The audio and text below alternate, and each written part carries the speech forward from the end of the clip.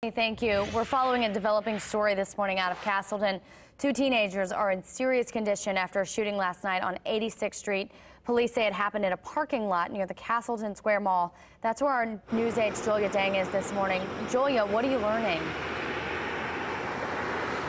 Hey, Emily, no one in custody yet.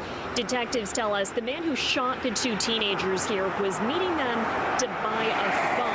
Now, that man has not been identified yet, and authorities are continuing to track down any area business owners who may have recorded part of the shooting on their security cameras. Here's what we know right now about the people involved. The man is believed to be in his 20s, and the victims are 17 and 18. Authorities say there was an argument that led to the shooting. It may have been linked to that phone purchase. We don't know if the man knew the teenagers or if they had met up before.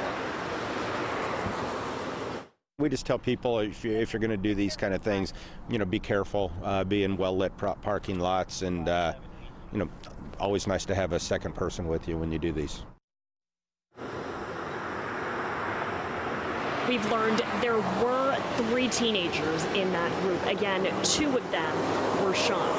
This investigation comes after the deadly shooting of a 25-year-old man last month. That also happened during a meetup to buy a phone. With these transactions happening more frequently, due in part to the popularity of platforms like Facebook Marketplace, IMPD now has designated exchange zones. You can make private transactions in the parking lots of each of their district headquarters. But people I talk to are reluctant to use them. They tell me they feel like they could scare off a potential customer by having them meet at a police station. And we are, of course, continuing to follow the investigation here. For now, Emily, back over to you. Julia, thank you. A fire on the city's southeast side reigniting just hours after crews first put it out. It first started around 1 yesterday morning. It was at this duplex on East Morris Street near Prospect and Shelby Streets. But then around 7:30 in the morning, it started back up. You could see there black smoke that had been coming out of the back of the home. IFD says 4 adults and 1 child are now having to find somewhere else to stay. Damage is estimated to be around $50,000. The cause of the fire is still under investigation. A teen is in serious condition after police say he was shot by another teen by mistake. It happened around 7:15 last night on Malign Drive. That's near Kentucky Avenue and Mann Road on the city's southwest side. IMPD tells us the parents were home and thought the 3 teens were in the back of the house playing video games, but instead they were playing with a gun. And one of the teens was shot as a result of that. Police do not expect charges to be filed. They're still trying to figure out who the gun belongs to and how the teen got the gun to start with. New on Daybreak, President Donald Trump is promising there will be severe punishment if a prominent Saudi Arabian journalist was killed by the Saudi government. Jamal Khashoggi was last seen on October 2nd entering the Saudi consulate in Istanbul. In an interview with 60 Minutes, Trump promised that the kingdom would face consequences if it was found to be responsible for the journalist's disappearance.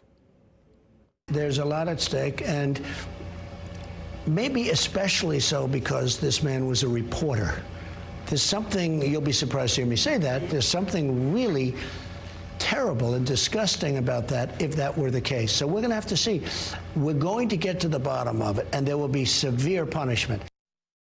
On Friday, a source familiar with the ongoing investigation told CNN that Turkish authorities have audio and visual evidence that showed Khashoggi was killed inside the Saudi consulate. It reportedly reflects an assault and a struggle inside the consulate and provides evidence of the moment that he was killed. A serial rapist who faked being an Uber driver in West Hollywood was sentenced to more than 8 years in prison.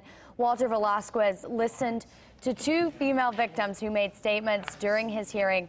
Authorities say Velasquez pled guilty as part of a plea bargain for his sentence. Officials say they have 4 DNA matches in the case so far. Vice President Mike Pence attended a rally for Senate candidate Mike Braun last night. It was the kickoff for the Indiana Republican Party's Right Track Results Tour at the JW Marriott downtown. It was also in support of several others up for election in November, including Secretary of State Connie Lawson. This appearance comes one day after Pence spoke at the Indiana Republican Fall Dinner that happened on Friday. New on Daybreak, the FDA is expanding its investigation into e-cigarettes. The agency is now targeting 21 e-cigarette companies to find out if they have been marketing products illegally.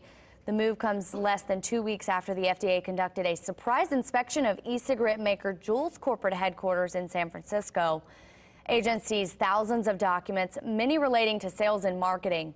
The investigations are part of the FDA's crackdown on e-cigarette usage. In more local news, some IMPD officers strutting their stuff for a good cause this weekend. They were part of a fashion show that benefits the department's Shop with a Cop program. It was all started by an Indianapolis teen whose mother died after a domestic violence incident. Officers who responded made sure to support the teen and his brother, especially during the holiday season. So he created the fashion show to help others just like him. To be able to show the East District love and to be able to show everyone else that the East District is surrounded by people who care about it and who are willing to put back effort and support and all of their resources to help the East Side. In the past 2 years, the events raised almost $5,000, and that doesn't include the funds that were raised yesterday.